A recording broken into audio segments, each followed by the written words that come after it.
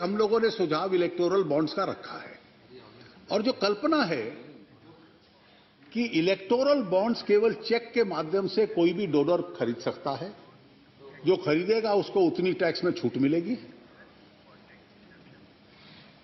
खरीदारी के कुछ समय के भीतर, छोटे समय में 3 या 4 सप्ताह में वो रिडीमेबल होगा, केवल पॉलिटिकल पार्टी के अकाउंट में होगा और केवल हर पार्टी का एक अकाउंट होगा जो प्री डिक्लेयर्ड होगा इलेक्शन कमीशन में, इसमें रिडीमेबल होगा।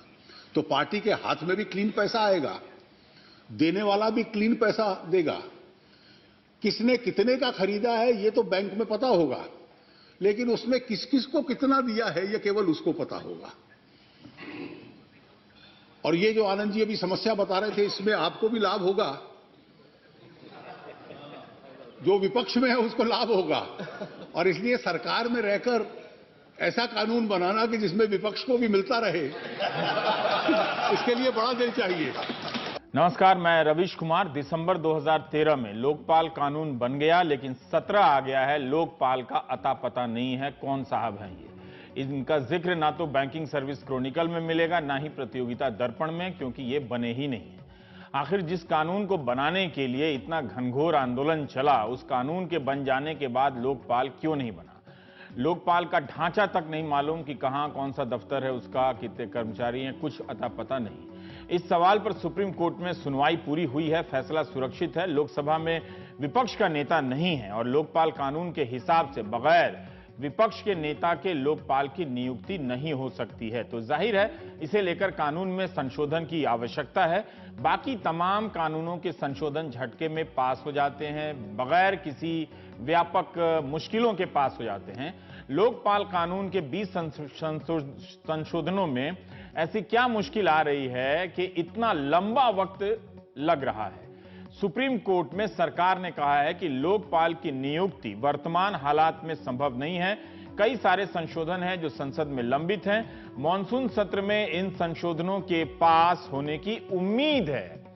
कुल मिलाकर बगैर लोकपाल के ही भ्रष्टाचार की मुक्ति का सर्टिफिकेट बंट रहा है पूरे देश में। 2 साल तक लोकपाल को भ्रष्टाचार के कफ सिरप के टॉनिक के रूप में पेश किया गया, मगर 4 साल से इसकी कोई सुध नहीं ले रहा है।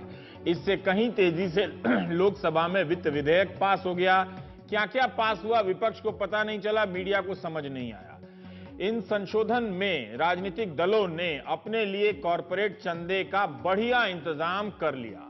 आप यह मत समझिए कि सरकार ने राजनीतिक दलों को चंदा देने के लिए आधार नंबर अनिवार्य कर दिया, ऐसा नहीं है। वहां तो चंदा देने वालों की पहचान गुप्त रखने का इतना अच्छा प्रयास हुआ है कि पूछिए मत।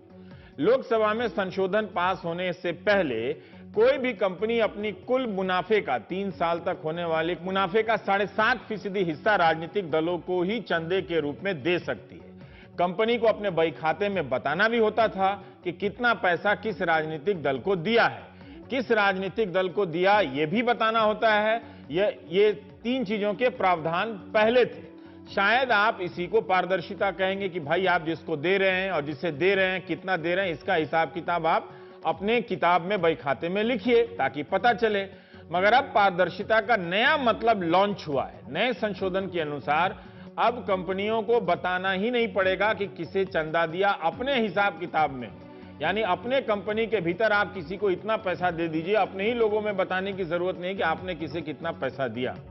अब आप ही हिंदी की क्लास में मास्टर साहब से पूछिए कि पारदर्शिता हुई क्या? बताना पारदर्शिता है या छिपाना पारदर्शिता है? तो डिक्शनरी भी तो चेंज करवानी पड़ेगी। यही नहीं, आप बैंकों से इलेक्टोरल बॉन्ड खरीदेंगे, वो बॉन्ड किस दल को चला जाएगा आप नहीं जानते। यह साफ नहीं है कि बॉन्ड खरीदने वालों का नाम गुप्त रहेगा या सार्वजनिक किया जा सकेगा। नए संशोधन के अनुसार कॉरपोरेट अब कुल मुनाफे का 7.5% से भी अधिक चंदा दे सकते हैं, यानी 7.5% तक ही चंदा देने की सीमा अब समाप्त कर दी गई है। पहले बताना पड़ता था किसे चंदा दिया, अब नहीं बताना होगा।